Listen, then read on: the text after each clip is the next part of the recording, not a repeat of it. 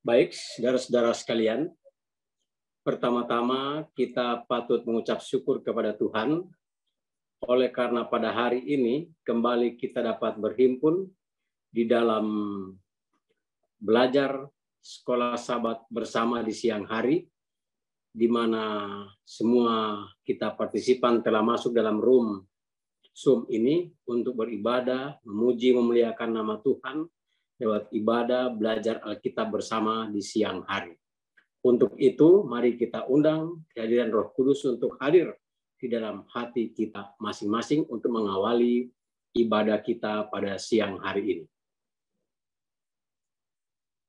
Kita akan membuka acara belajar Alkitab siang ini dengan lagu pembukaan yang akan dibawakan oleh host.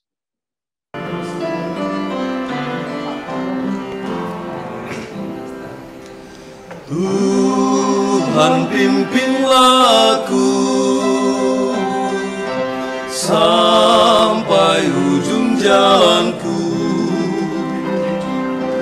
serta-Mu aku selamat, kasih-Mu memberi berkat.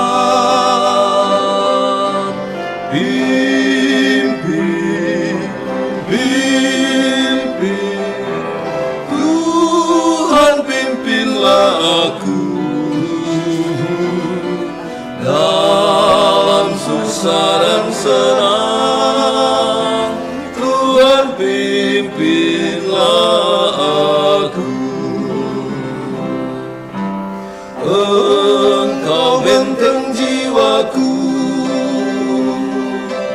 aku harap padamu. Kalau aku digoda, kasih-Mu memberi kuasa. Pimpin, Tuhan pimpinlah aku dalam susah dan senang, Tuhan pimpinlah aku. Tuhan pimpin aku terus pada jalan yang lurus, sampai negeri yang kudus, tempat kulihat Yesus. Pimpin, Tuhan pimpinlah aku dalam susah dan senang, Tuhan pimpinlah aku.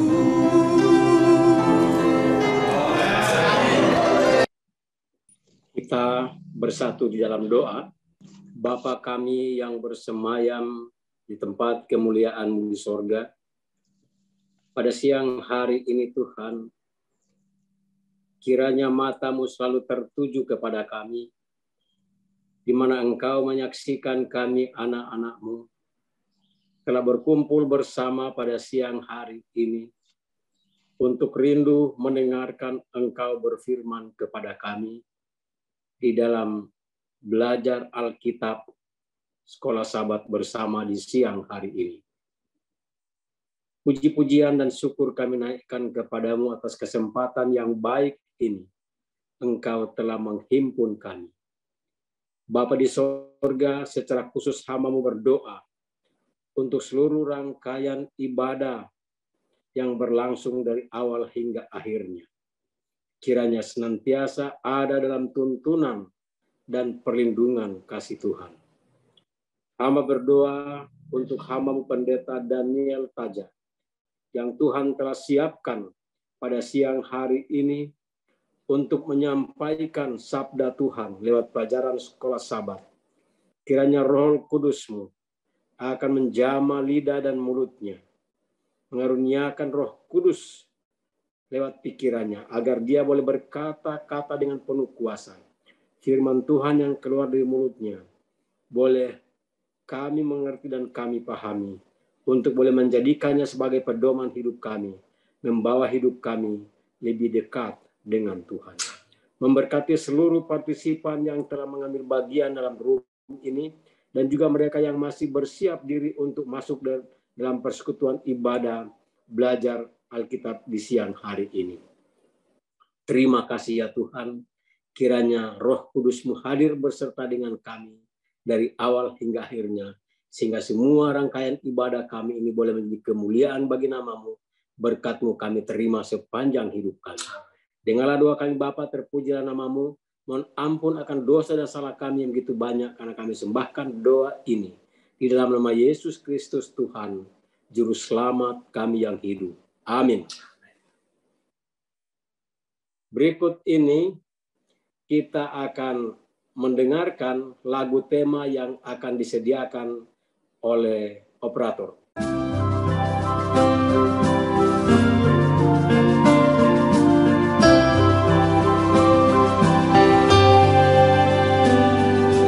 Dengar suara Yesus panggil, ku jawab dan pergi. Ku lihat jiwa yang bersedih, ku jawab dan pergi. Pergi beritakan kabar kasih, bagikanlah pengharapan. Dan bila aku lemah, Yesus menolongku, karena keputusanku dan pergi.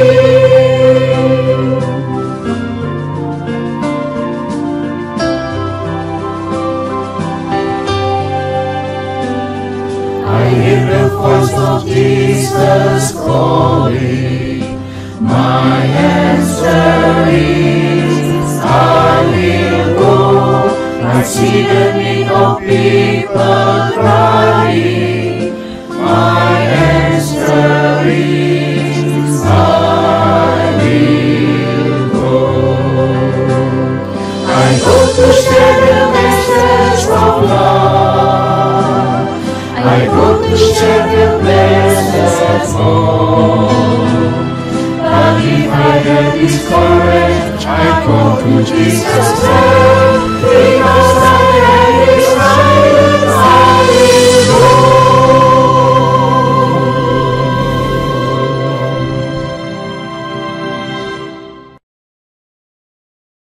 Sebelum hamba Tuhan Pendeta Daniel menyampaikan firman Tuhan, saya akan memperkenalkan sedikit tentang riwayat pelayanan hamba Tuhan yang akan melayani kita dalam firman Tuhan pada siang hari ini.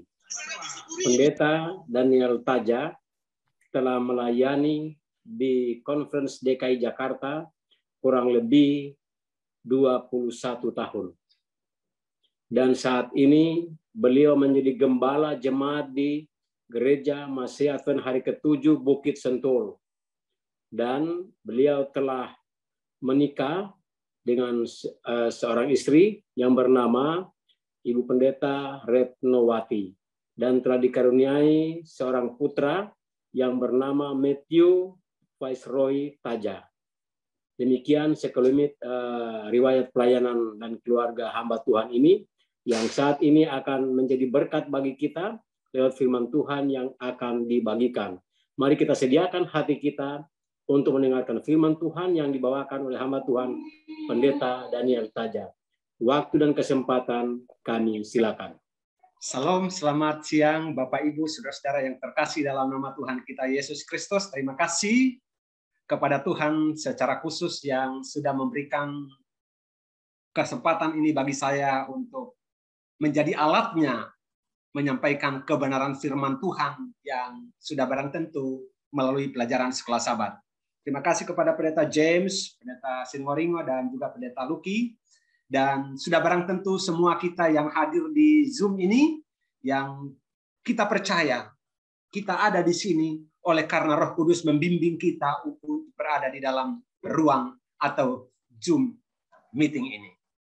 Pada saat ini, saudara-saudara, saya diberikan kesempatan untuk membawakan pelajaran sekolah Sabat yang ketiga yang berjudul Perjanjian Kekal. Dan secara khusus pada pelajaran hari Senin yang berjudul adalah Perjanjian dan Israel. Namun saya ingin flashback ke belakang bagaimana pelajaran ini begitu amat penting dalam hidup kita. Temanya atau judul besarnya adalah kebenaran masa kini atau zaman ini dalam kitab Ulangan. Atau orang sekarang itu familiar dengan istilah the present truth. Ya, kalau saya boleh gambarkan the present truth in the book of Deuteronomy. Jadi kalau begitu, apa yang dituliskan di dalam kitab Ulangan benar-benar ini juga menjadi kebenaran yang masa kini yang harus kita resapi untuk mempersiapkan kita di dalam memasuki tanah Kanaan Semari. Kita tahu kitab Ulangan sebenarnya itu disebutkan oleh penulis sebagai kitab perjanjian. Karena di sanalah perjanjian itu diulang-ulangi. Perjanjian apa? Sudah barang tentu perjanjian keselamatan yang Tuhan mau demonstrasikan untuk umatnya secara khusus dan secara umum kepada kita yang hidup pada saat ini. Baik, kalau kita melihat judul kita hari ini atau pekan ini, The Everlasting Covenant atau perjanjian kekal, maka kemudian pikiran saya langsung terkoneksi dengan apa yang merupakan inti dari pekabaran Gereja Masehi Advent hari ke-7 yang dikenal dengan pekabaran 3 malaikat atau Three Angels Message yang tercatat di dalam kitab Wahyu pasal yang ke-14 tentunya. Dan bersyukur bahwa sepanjang tahun ini tema gereja kita I will go. Titik kedua, to preach the Three Angels Message. Jadi sangat terhubung satu dengan yang lain. Tema kita adalah sepanjang tahun ini adalah saya akan pergi untuk mewartakan pekabaran 3 malaikat. Baik, kita lanjut kepada pelajaran kita hari ini yang berjudul Perjanjian dan Israel. Ya, kalau kita lihat sebelumnya di pelajaran hari Sabat petang, tentunya apa yang dimaksudkan dengan perjanjian? Disebutkan di sana adalah inti dari Injil adalah perjanjian dan inti dari perjanjian adalah Injil. Jadi ini berbicara tentang Injil tentunya. Jadi kalau kita baca di dalam pelajaran hari Minggu kemarin, yaitu perjanjian dan Injil. Kalau boleh saya korelasikan, perjanjian yang itu Injil. Karena ini berbicara tentang bagaimana Tuhan menjangkau kita, bagaimana Tuhan menyelamatkan kita sebelum kita ada bahkan. Disebutkan sebelum Israel ada, sebelum keturunan-keturunan Israel dilahirkan, maka janji atau perjanjian itu telah diikrarkan dengan sumpah. Dan kalau kita berbicara tentang perjanjian, sebenarnya kita bisa mulai itu dari Keluaran pasal yang ketiga ayat yang ke-15. Dan kemudian dilanjutkan dengan perjanjian terhadap perjanjian dengan Nuh. Dan selanjutnya perjanjian dengan Ibrahim yang merupakan bapa daripada Ishak dan kemudian opung, ya, opung dari Israel ataupun Jacob atau Yakub. Jadi apa yang kita mau lihat di sini, bagaimana sesungguhnya keselamatan Israel bukan didasarkan pada jasa-jasa mereka. Ini kembali lagi mau mengangkat bahwa mereka diangkat oleh Tuhan, mereka ditebus oleh Tuhan bukan karena mereka lebih baik, tetapi karena Tuhan yang inisiatif untuk menyelamatkan mereka. Disebutkan di sini bahwa bukan karena jasa-jasamu atau karena kebenaran hatimu engkau memasuki atau masuk menduduki negeri mereka, tetapi karena kefasikan bangsa-bangsa itulah. Maksudnya bangsa-bangsa Amori. Kita tahu kalau kita baca di dalam Kejadian pasal yang ke-15 ayat yang ke-16 disebutkan di sana, karena kedurjanaan orang Amori belum sampai kepadaku. Artinya bahwa ketika Israel sudah memasuki tanah Kanaan, kedurjanaan, kesempatan yang diberikan kepada orang Amori untuk bertobat, post finish. Telah selesai. Oke. Baik. Saya mau lanjutkan di sini dengan ada beberapa kalimat yang mau saya baca dari pelajaran kita. Disinilah perjanjian kasih karunia itu terlihat. Allah bekerja bagi mereka meskipun kesalahan mereka terus-menerus terjadi. Dan hal ini tentunya harus menjadi cara bagaimana Injil bekerja di zaman ini. Dan itu karena janji yang dibuat kepada para bapa sehingga kasih karunia Allah diberikan kepada keturunan mereka yang akan datang. Dan seterusnya. Apa artinya? Bahwa sebelum kita ada, bahkan disebutkan di dalam surat Rasul Paulus kepada Titus bahwa sebelum dunia dijadikan, bahkan perjanjian keselamatan itu telah Tuhan berikan.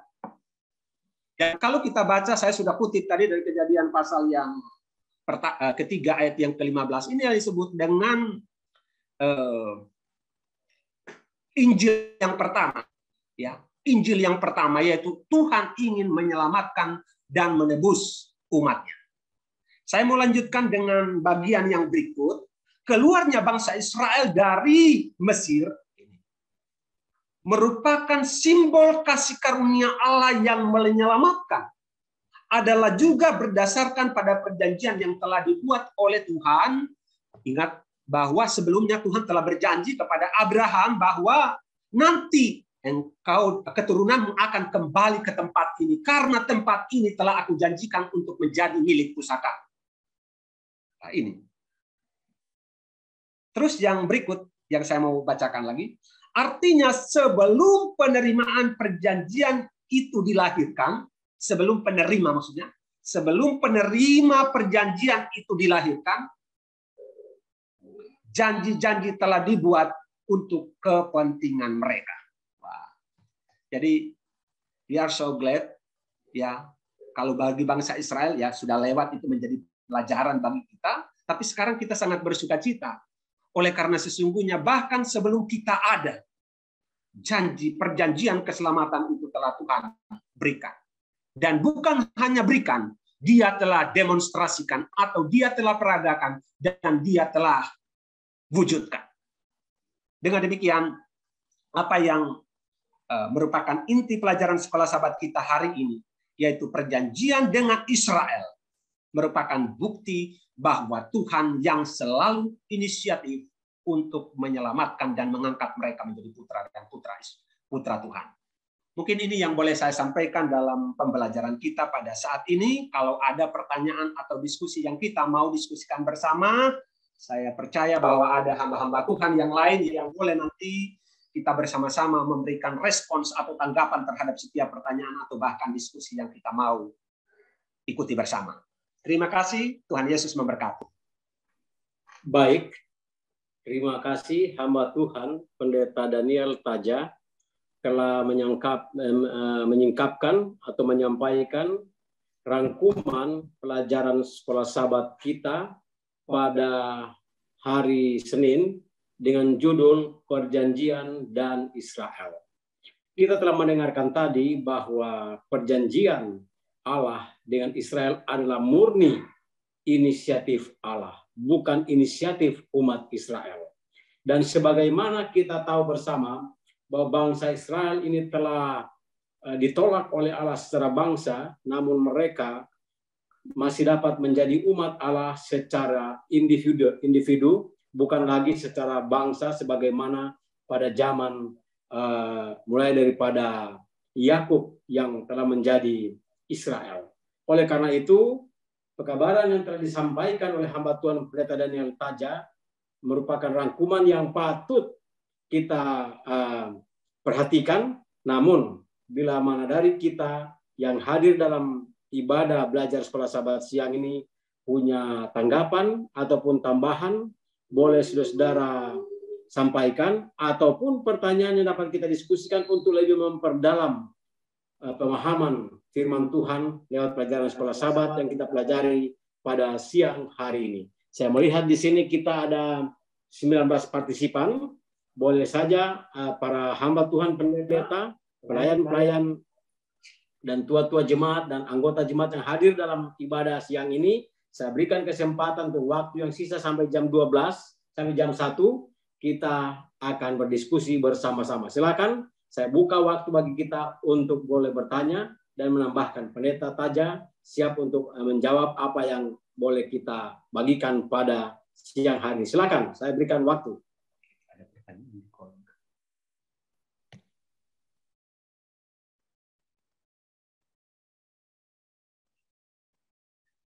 Saya melihat ada beberapa pertanyaan ya yang ada di ruang chat. Mungkin boleh dibacakan supaya kita bisa melihat dan mendengarkan secara bersama-sama. Baik, saya akan membaca dari Pak Silalahi. Pertanyaan yang ada di room chat ini dari Bapak Ganda Silalahi. Demikian, kalau Abraham begitu mudahnya percaya kepada Tuhan sehingga Tuhan memperhitungkan sebagai suatu kebenaran, apakah masa kini Tuhan masih memperhitungkan percaya kita menjadi satu kebenaran? Kenyataannya banyak doa-doa umat tidak dijawab. Bahkan banyak pendeta berdoa. Contohnya, orang yang sakit sekarat sudah didoakan, bahkan satu wilayah mendoakannya. Meninggal juga yang didoakan. Apa bedanya percaya kita dengan Abraham? Kalau bedanya di mana? Apa yang membuat percaya kita tidak didengar dan tidak diperhitungkan? Imamat 26 ayat 12. Masihkah terjadi? Demikian Pendeta Taja, pertanyaan ini boleh Bapak sampaikan jawabannya. Silakan. Baik, luar biasa pertanyaannya ini menyinggung mengenai Abraham sebagai Bapa segala orang percaya, atau yang juga disebut sebagai friend of God atau sahabat Allah. Dan pertanyaannya sehubungan dengan begitu mudahnya Abraham percaya yakin akan panggilan Tuhan. Dan kemudian Tuhan memperhitungkan hal itu sebagai sebuah kebenaran yang yang menghasilkan buah-buah dari imannya. Dan kemudian disebutkan di sana ada komparasi antara doa Abraham kemudian dengan doa orang-orang percaya saat ini, bahkan orang hamba-hamba Tuhan, sebagai kelihatannya tidak dijawab doa-doa kita sekarang karena yang kita doakan akhirnya Tuhan izinkan untuk beristirahat. Memang kalau kita melihat kepada hasil daripada sebuah doa, contohnya kita mendoakan bahwa seorang supaya disembuhkan terus kemudian tidak disembuhkan. Pertanyaannya, apakah itu tidak didengarkan oleh Tuhan atau tidak? Saya memiliki keyakinan bahwa di dalam segala pengetahuannya yang amat tak terbatas itu, Tuhan mengerti segala keadaan. Saya tidak mau berspekulasi bahwa doa kita tidak didengar oleh Tuhan. Saya percaya setiap doa yang ada atau setiap doa yang dilayangkan dengan sungguh-sungguh akan masuk ke takhta kasih karunia-Nya, ke takhta rahmat-Nya. Pertanyaannya adalah sehubungan dengan realita dari inti doa yang kita sampaikan, kok malah tidak sesuai dengan yang kita harapkan atau yang kita doakan, justru berbanding terbalik.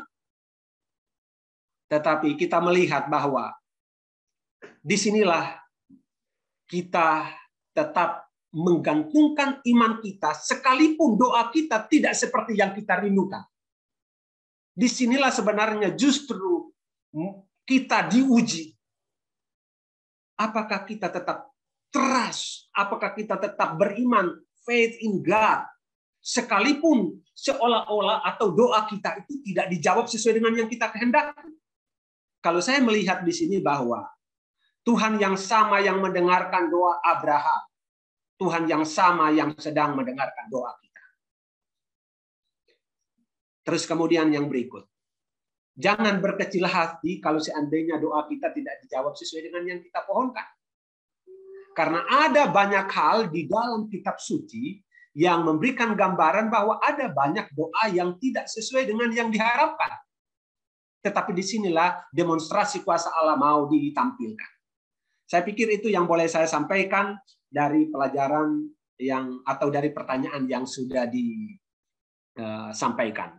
Satu hal yang mau saya tekankan adalah Tuhan yang sama yang disembah oleh Abraham, yang kita kenal dengan YHWH, Jehovah. Tuhan yang sama yang kita sembah saat ini. Dia yang telah melakukan perkara untuk menyelamatkan Israel. Dia juga lah yang telah melakukan perkara untuk menyelamatkan kita lewat demonstrasi kasih. Baik, terima kasih hamba Tuhan Pendeta Daniel Taja telah menjawab pertanyaan Bapak Ganda Silalahi yang ada di ruang chatting ya.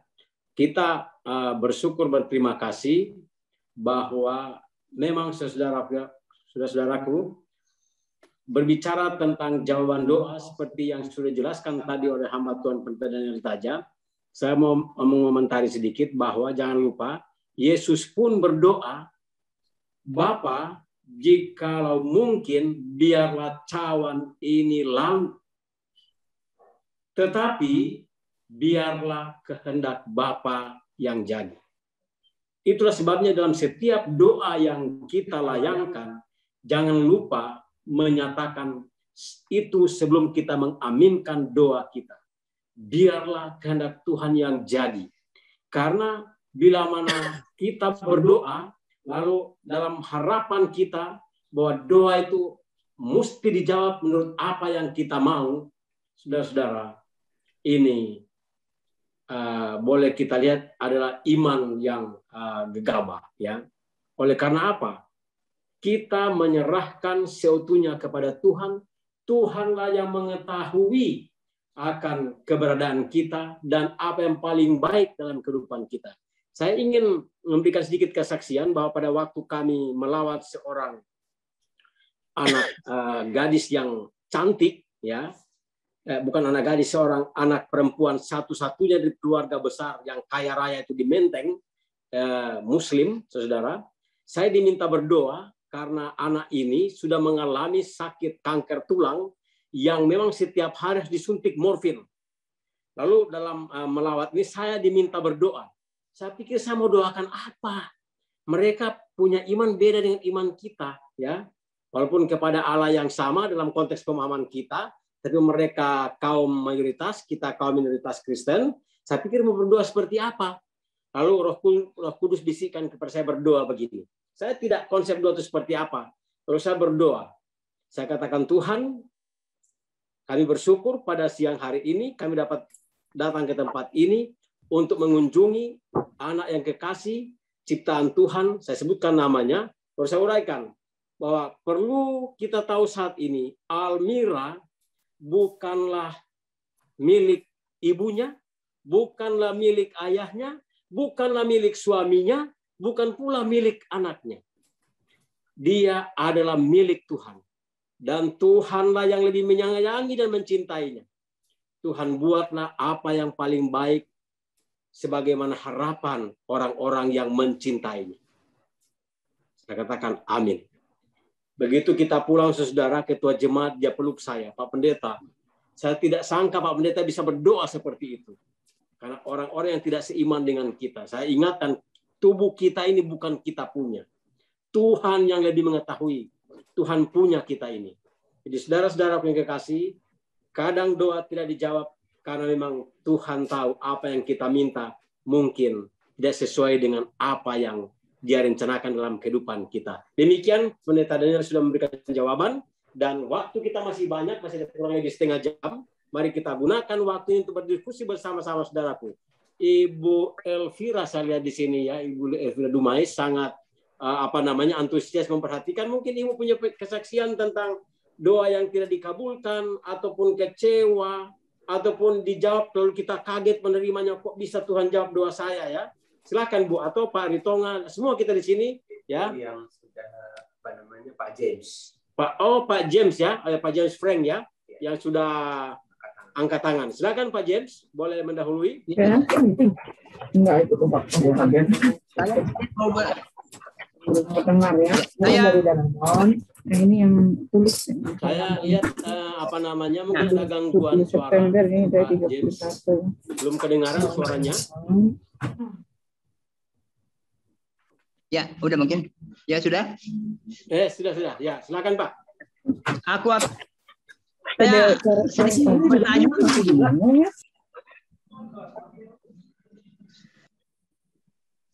masih kurang jelas ya. Pak James, belum kedengaran kita Pak James. Ya. Saya sekedar bertanya. Coba ini. Bapak lebih dekat ke device-nya atau lebih dekat ke speaker device-nya? Sudah terdengar dengan baik, silakan aja langsung. Saya dekatin aja ini. Sekedar bertanya, perjanjian dan Israel itu di pelajaran hari Senin dan hari Minggu perjanjian dan Injil. Iya. Jadi kalau kita satu semua ini, perjanjian ini adalah sesuai dengan di ayat Kejadian 17 ayat yang ke-7. Ya. Kepada Abraham ya. Ada kesamaan. Ada kesamaan. Saya bacakan dulu yang ini. Kejadian 17 ayat 7. Aku akan mengadakan perjanjian antara aku dan engkau serta keturunanmu turun-temurun menjadi perjanjian yang kekal, supaya aku menjadi Allahmu dan Allah keturunanmu. Kalau kita tahu kita adalah keturunan Abraham, keturunan Ishak dan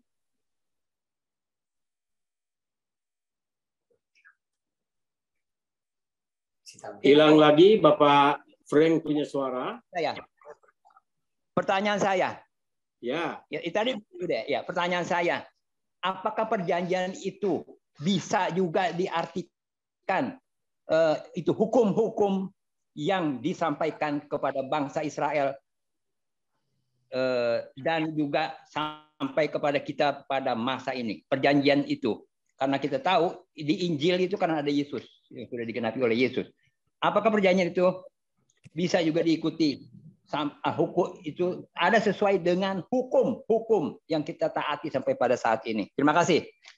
Baik, terima kasih Pak Frank. Saya yakin dan percaya Pendeta Daniel Taja telah mendengarkan pertanyaan Pak Frank ini. Saya silakan kepada Pendeta Daniel Taja untuk menanggapi pertanyaan ini. Silakan. Memang saya tadi terima kasih banyak Pak Frank. Saya tadi tidak menyinggung itu karena saya pikir kita sudah tahu makna itu. Injil itu berhubungan dengan hukum. Dan Injil itu kalau kita bicara di sini, perjanjian di sini adalah Injil. Kalau kita baca dalam pelajaran Sabat petang. Saya mau bacakan saja ini. Dan pusat dari perjanjian itu adalah Injil. Dan hukum. Yaitu 10 perintah Allah di mana mereka dipanggil untuk menurut sebuah manifestasi dari hubungan yang menyelamatkan dengan Tuhan. Yang telah menebus mereka. The Gospel, ya, Injil itu adalah mengenai Tuhan menebus dan menyelamatkan. Karena itu berulang-ulang kitab Ulangan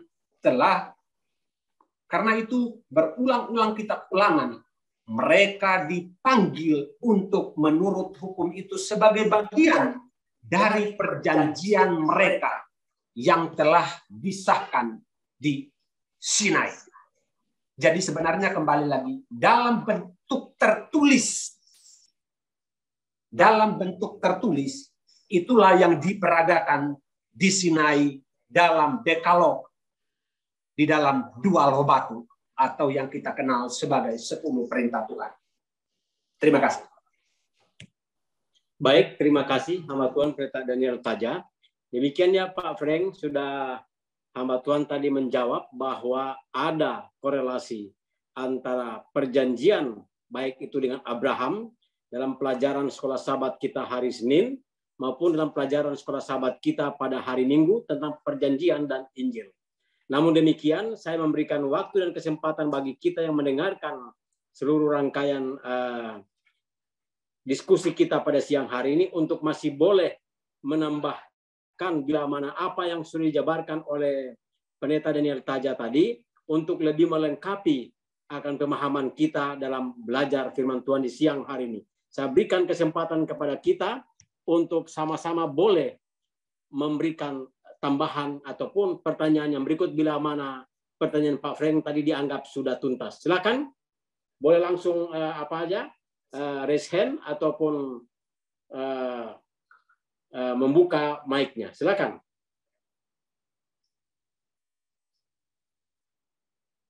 Baik, saya sedikit tambahkan saudara-saudara. Kalau saudara baca di pelajaran hari Senin itu, di bagian paragraf yang pertama di bawah garis 2 yang paling bawah, dikatakan keluarnya bangsa Israel dari Mesir merupakan simbol kasih karunia Allah yang menyelamatkan. Namun ditambah lagi kalimat itu jadi demikian, adalah juga berdasarkan pada perjanjian yang Tuhan buat, yang Tuhan telah buat kepada para bapa mereka. Jadi perjanjian yang diberikan oleh Tuhan itu boleh kita katakan adalah perjanjian yang didasarkan atas kasih karunia. Kasih karunianya apa? Kita ingat bahwa kasih karunia itu sebuah pemberian, atau kalau dalam bahasa Indonesia sebenarnya kata itu anugerah.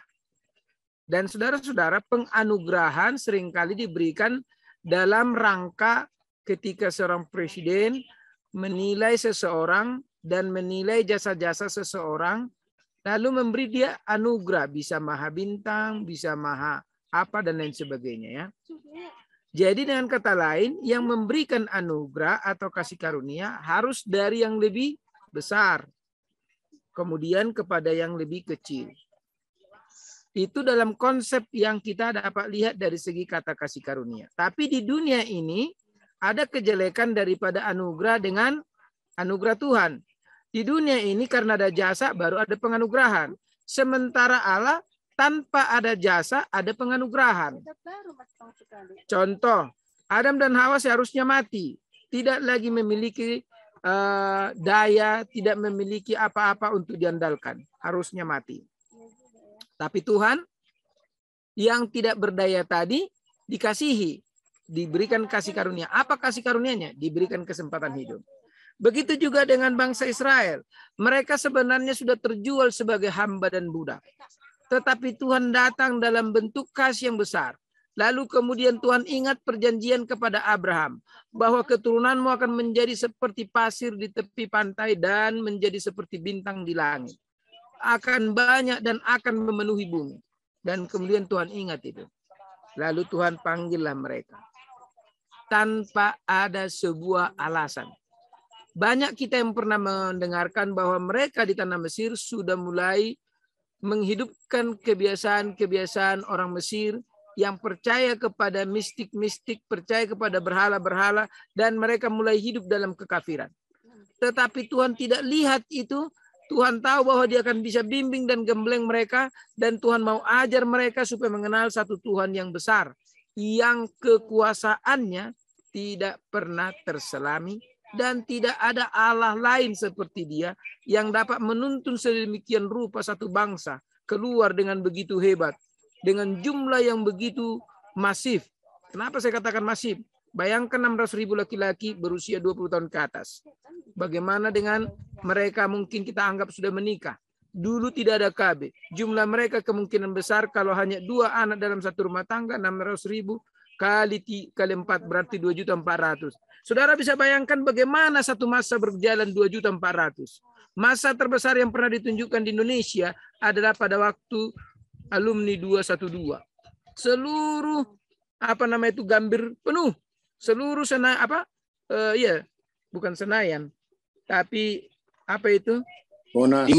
Monas penuh. Dan saudara bisa bayangkan bagaimana mereka dibawa oleh Musa. Jawabnya adalah karena Tuhan beserta dengan mereka. Makanan harus disediakan, Tuhan sediakan. Hidup mereka harus dijamin. Tuhan jagai mereka. Ada bangsa yang mencoba melawan mereka. Tuhan yang berperang. Nah, karena itulah kasih karunia itu dapatlah kita pahami.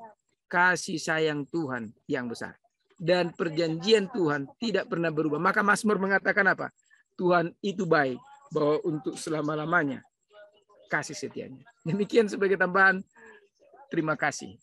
Terima kasih Pendeta Ringo-Ringo atas tambahan yang lebih melengkapi akan pemahaman kita, pelajaran sekolah sahabat kita pada hari Senin siang ini. Dan tadi disinggung tentang keluarnya bangsa Israel dari Mesir, itu merupakan simbol kasih karunia Allah. Itu benar. Bahwa jangan lupa ketika bangsa Israel mereka di Mesir, ya, mereka diperbudak di sana kurang lebih 430 tahun dihitung di zaman Yusuf, ya. Lalu mereka menikmati betul walaupun mereka sebagai hamba di tempat perbudakan mereka, oleh karena mereka pikir makannya enak, mereka menikmati akan suasana walaupun di dalam masa perbudakan. Ketika mereka keluar dari Mesir, mereka rindu kembali untuk kembali ke Mesir walaupun mereka menyaksikan banyak mujizat. Nah, saudara dan saya, kita dalam perjalanan ke Kanaan Semawi di sorga, kita juga butuh kasih karunia Allah lewat Yesus Kristus. Kurang lebih seperti itu. Terima kasih Pendeta Ringo-Ringo. Di ruang chat ada pertanyaan dari Ibu Elvira. Saya akan baca untuk Pendeta Daniel Taja supaya dapat diberikan tanggapannya. Kita sudah diselamatkan oleh kasih karunia Yesus Kristus melalui pengorbanannya di kayu salib. Masih pentingkah hukum Taurat itu? Terima kasih. Silakan Pendeta Taja, boleh ditanggapi. Terima kasih Pendeta Luki, terima kasih Ibu Elvira yang sudah menanyakan pertanyaan ini yang memang tidak ada habis-habisnya bertanya tentang hal ini. Saya ingin refresh ke belakang bagaimana gereja kita pada tahun 1888. Ini juga yang ditanyakan dan inilah yang menjadi salah satu diskusi yang amat melelahkan waktu itu. Apakah masih penting hukum Taurat? Pertanyaannya sebenarnya sederhana. Pentingkah? Kalau kita berbicara mengenai penting. Tetapi kalau kita mau menggantikan jasa Yesus Kristus dengan hukum Taurat, itu yang menjadi persoalan. It is final by the grace of God. Sudah final hanya oleh anugerah Tuhan. Disebutkan oleh Pendeta Ringo-Ringo tadi itu istilah kasih karunia itu anugerah diterjemahkan. Sudah final.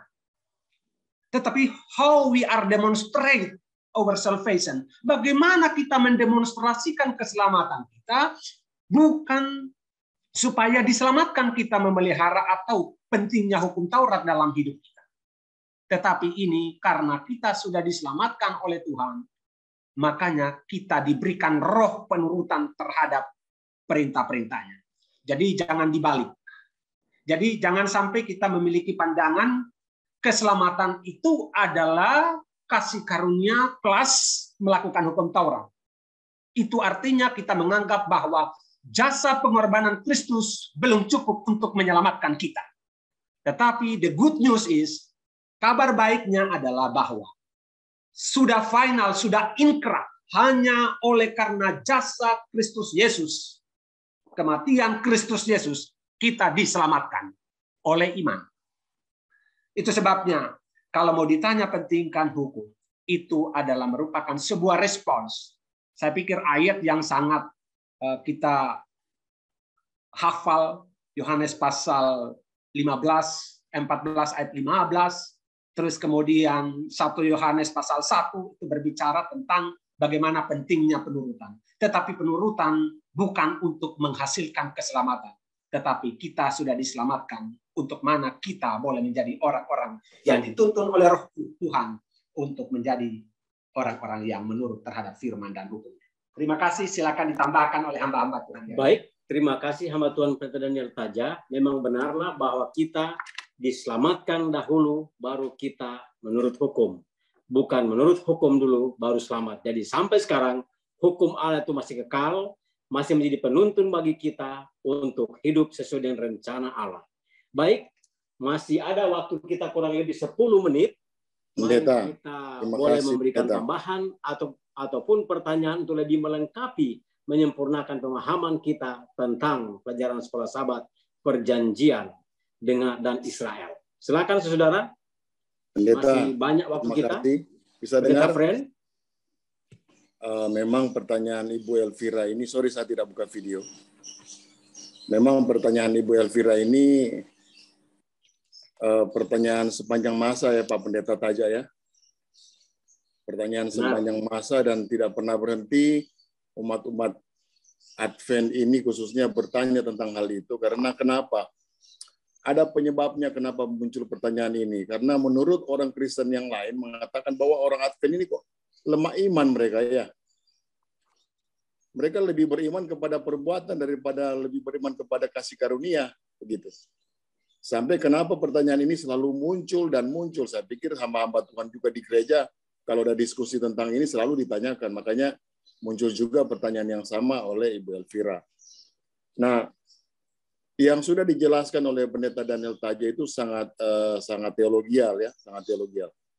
Namun memang pada prakteknya kan orang selalu bertanya, Pak Pendeta, kalau memang kita diselamatkan oleh karena kasih karunia ya kan, memang benar-benar ibaratnya terima 1000% kita sudah diselamatkan, tapi kita tetap dituntut untuk melakukan perbuatan, dan perbuatan itu saya sering gambarkan adalah merupakan paket yang tidak bisa dipisahkan. Dan pada waktu kita mengasihi Tuhan dan Tuhan mengasihi kita, maka kita akan menuruti segala perintah Tuhan. Itu kan begitu. Firman Tuhan mengatakan seperti itu kan, jikalau kamu mengasihi kehendak-Ku, maka kamu akan menuruti segala perintah-Ku. Makanya saya di gereja atau ada yang bertanya seperti itu, saya selalu berani menjawab. Kita ini nggak diselamatkan karena hari Sabat loh. Kita ini nggak selamat karena nggak makan babi. Kita ini selamat bukan karena kita dan lain-lain yang ada di dalam segala macam peraturan 28 doktrin ya. Tetapi kita diselamatkan oleh karena kasih karunia Tuhan. Itu nggak bisa dibela, gitu, nggak bisa dibantah.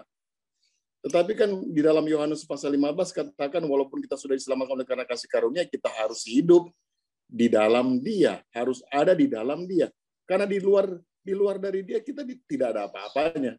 Dalam arti ini adalah merupakan satu perjalanan iman, adalah merupakan pembuktian iman bahwa kita mengasihi Tuhan, sehingga tuduhan atau anggapan atau sangka-sangka tetangga kita, saudara-saudara Kristen kita ini akan buyar ketika melihat kita ini diselamatkan oleh karena kasih karunia, bukan karena penurutan. Nah, memang kita melakukan semua itu oleh karena kasih kita, respons kasih kita kepada Tuhan, bukan karena harus dituntut untuk dilakukan. Buktinya itu adalah karena kasih kita kepada Tuhan. Terima kasih. Mohon izin Pak Pendeta untuk berbicara sedikit ya, menambahkan. Nah, kita masuk dulu kepada pengalaman Taman Eden, ya. Kita masuk dulu kepada pengalaman Taman Eden. Apa yang kita temukan dalam pengalaman Taman Eden? Yang pertama, ketika dituliskan sebuah perintah, Kejadian 2:16 dan 17, apa yang diminta pertama? Penurutan. Mari kita baca. Lalu Tuhan Allah memberi perintah ini kepada manusia. Semua pohon dalam taman ini boleh kamu makan dengan bebas. Tetapi pohon yang di tengah taman ini jangan kau makannya. Pada hari yang kau makannya, engkau akan mati. Ini ditanggapi dengan penurutan. Atau sebaliknya, penolakan. Penurutan menghasilkan dia hidup kekal dan tidak akan mati-mati. Tapi penolakan membuat dia akan mati seketika atau pada hari dia memakan. Sekarang mereka kita dapati sudah menolak. Datang kasih karunia.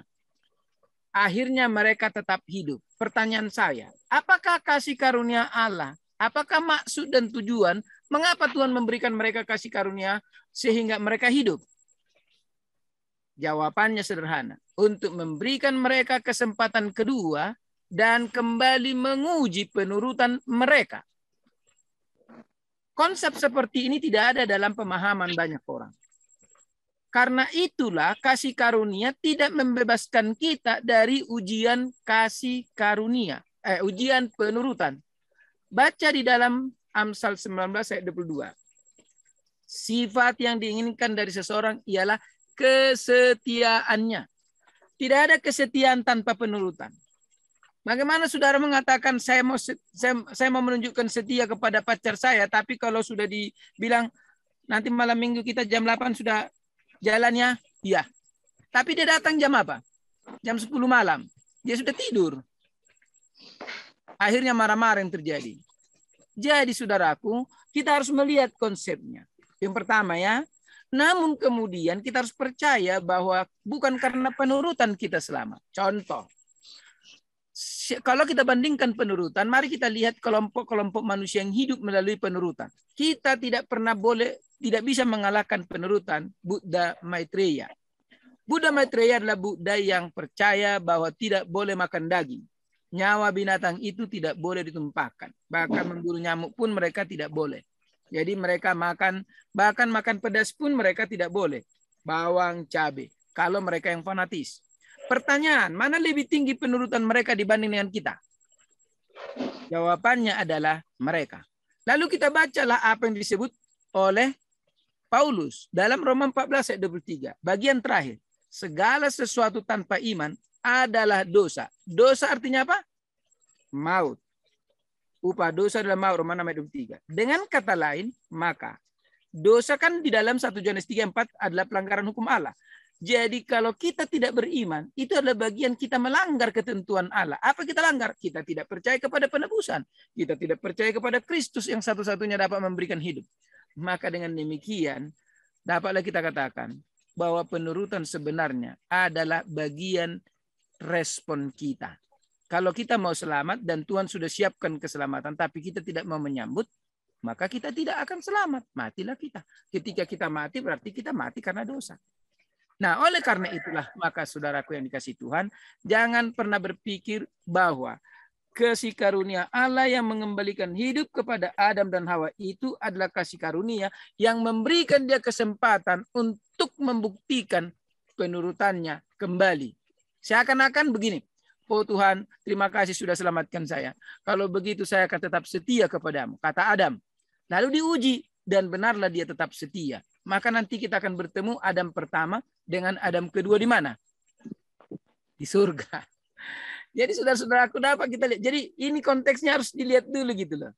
Memang kegamangan daripada banyak umat-umat Tuhan khususnya di luar Advent ada di situ. Dan kebetulan juga orang Advent banyak juga yang bingung bagaimana menafsirkan kasih karunia ini. Kasih karunia itu adalah pemberian yang tidak pernah bisa kita dapatkan, tapi kita dapatkan.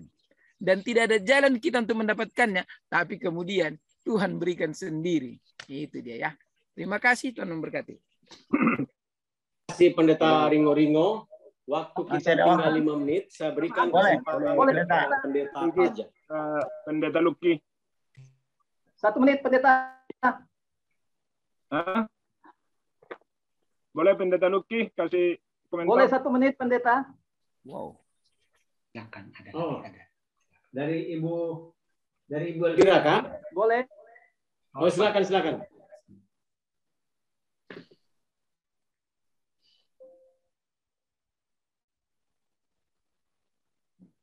Siap. Bolehkah? Siapa nih? Oh. Siapa nih boleh nih? Silakan. Aduh, ini saudara kita di NTT ini. Bung Simon Kikau. Oke. Kita dengan pendeta yang dari sama-sama dari sana. Silakan Bapak Simon Kikau. Oke, begini Pendeta. Saya tertarik juga. Ada Paulus nih, dia tulis di dalam 2 Petrus 3 ayat 16. Dia bilang hal-hal suratnya yang ditulis ini sukar. Dia bilang ini sebenarnya ditujukan kepada Paulus. Ya, dia bilang di dalam 2 Petrus 3 ayat 16, hal-hal yang dibuatnya dalam suratnya sangat sukar dipahami, sehingga bila mana orang tidak belajar, maka ada yang memutarbalikkan ya firman Tuhan ini. Kenapa? Apa yang ditujukannya? Ditujukan di sini, Pak Pendeta. Di dalam Roma 3 ayat 28 dikatakan bagi kita Karena kamu, ya dikatakan kamu diselamatkan oleh karena, saya ulang ya, karena kami yakin manusia dibenarkan karena bukan melakukan hukum Taurat. Namun di Roma 2 ayat 13 lagi beda dikatakan, tetapi bukan yang melakukan hukum Taurat yang dibenarkan. Jadi ada bahasa seperti di sana Paulus ngomong lain, di sini dia ngomong lain, di sini cukup ya iman. Sementara di sana dia bilang hukum Taurat. Jadi memang ini kadang-kadang pelajaran ini diulang-ulang sehingga memang membuat kita bingung. Namun saya tertarik, saya seringkali kalau ditanya orang saya akan pakai kuncinya di dalam Yakobus 2 itu. Di sini dia bilang di dalam ayat 14, apa gunanya saudara-saudara jika seorang mengatakan bahwa ia mempunyai iman padahal ia tidak mempunyai perbuatan. Ayat 17, demikian juga halnya dengan iman. Jika iman tidak disertai perbuatan, maka iman itu hakikatnya adalah mati. Sementara ayat 20, hai manusia yang bebal, maukah engkau mengakui sekarang bahwa iman tanpa perbuatan adalah iman yang kosong. Nah, ayat 22 ini, kamu lihat bahwa iman bekerja sama dengan perbuatan-perbuatan, dan oleh perbuatan-perbuatan itu iman menjadi sempurna. Jadi saya sebagai orang yang tidak mengerti, yang bodoh, akhirnya saya ambillah yang penting turut saja. Ya, memang kita diselamatkan oleh kasih karunia. Namun apa yang dikatakan oleh Petrus, tulisan Paulus memang membingungkan ya, saudara-saudara. Mudah-mudahan kita dituntun Roh Kudus, ya kita jangan bingung ya, kita dituntun, kita percaya saja. Karena di ayat 19 dia bilang setan-setan juga percaya. Nah, saudara, setan percaya tapi tidak menurut. Nah, ini yang berbahaya juga. Jangan nanti kita hanya berandalkan iman namun tidak menurut. Ya, itu saya saja tambahan ya, kita. Baik, terima kasih Bung Simon Kikau atas tambahan yang sudah diberikan, lebih melengkapi akan pelajaran sekolah sahabat kita di siang hari ini. Dan Pendeta Daniel Taja, sayang sekali waktu kita sudah hampir usai, dan Pendeta Daniel Taja disilakan untuk menyampaikan closing statement-nya untuk menutup diskusi belajar sekolah sahabat di siang hari ini. Tuhan memberkati. Baik, terima kasih. Mudah-mudahan kita tidak memiliki dua juru selamat. Yang pertama Yesus dan yang kedua penurutan. Saya yakin kita semuanya percaya bahwa hanya satu juru selamat kita. Terus kemudian yang berikut sebagai closing statement dari pelajaran kita hari ini, saya mau pastikan bahwa sebagaimana perjanjian kekal yang telah diberikan kepada Ibrahim, Ishak, Yakub, itu jugalah yang merupakan disebutkan perjanjian baru. Terus kemudian yang didemonstrasikan melalui jasa pengorbanan Kristus yang kita kenal sebagai Injil yang hidup. Maka sudah barang tentu saya mau sampaikan satu hal. Jangan pernah mengandalkan usaha kita untuk mendapatkan keselamatan. Satu hal yang mau saya tekankan adalah, biarlah kita seluruhnya menaruhkan seluruh kepercayaan kita kepada apa yang telah dilakukan oleh Kristus. Karena itu sudah final dan inkrah. Sekali lagi, pelajaran kita hari ini. What is the everlasting covenant? The everlasting covenant is the everlasting gospel, yaitu Injil yang kekal yang telah diberikan sejak Eden kepada Ibrahim dan keturunannya, kepada Israel dan kepada kita sampai saat ini. Marilah kita meresponsnya dengan mengasihi Kristus yang telah menyelamatkan kita lewat penurutan dan melakukan kehendak-Nya atas bimbingan Roh Suci. Baik, terima kasih hamba Tuhan Pendeta Daniel Taja untuk pelayanan firman di sekolah sahabat kita pada hari Senin, Perjanjian dan Israel. Untuk mengakhiri seluruh kegiatan ibadah kita pada siang hari ini, host akan memutar lagu pujian.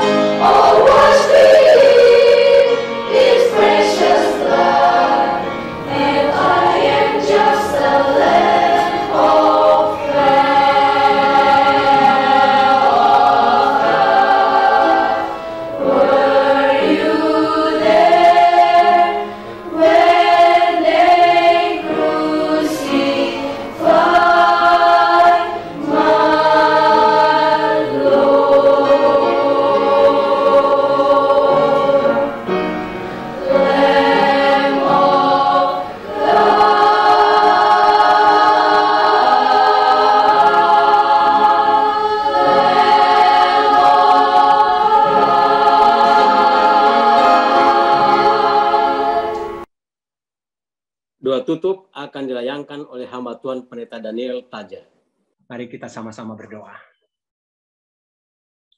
Bapa yang kekasih, kami tak putus-putusnya bersyukur atas segala kemurahan dan pemeliharaan-Mu yang terus berkesinambungan dalam hidup kami. Kami tahu bahwa kami ada sampai saat ini adalah karena kasih setia dan kasih karunia-Mu. Bersyukur oleh karena kami boleh memiliki kesempatan untuk belajar dan mendalami firman. Kami percaya Roh Kuduslah yang akan memateraikan firman ini di dalam sanubari kami. Dan roh yang sama jugalah yang memimpin kami untuk melakukannya di dalam perjalanan kekristenan kami. Biarlah semangat di dalam mempelajari firman akan terus berkobar-kobar di dalam hati kami. Sehingga mulai saat ini, esok, dan hari-hari mendatang, kerinduan kami untuk mendapatkan siraman dari firman-Mu akan semakin membara. Berkati setiap partisipan yang sudah mengikuti, berkati setiap kami yang sudah dihimpun melalui aplikasi Zoom ini, ataupun melalui media yang lain. Biarlah kasih karunia daripada Allah Bapa, kasih sayang daripada Tuhan Yesus Kristus yang melampaui akal, dan di dalam persekutuan dengan Roh Kudus, menyertai kita dari sekarang sampai Maranatha tiba, Tuhan datang, kita diselamatkan. Karena kami persembahkan doa ini dalam nama Kristus Yesus Tuhan, penebus dan juru selamat kami yang hidup. Haleluya. Amin. Amin.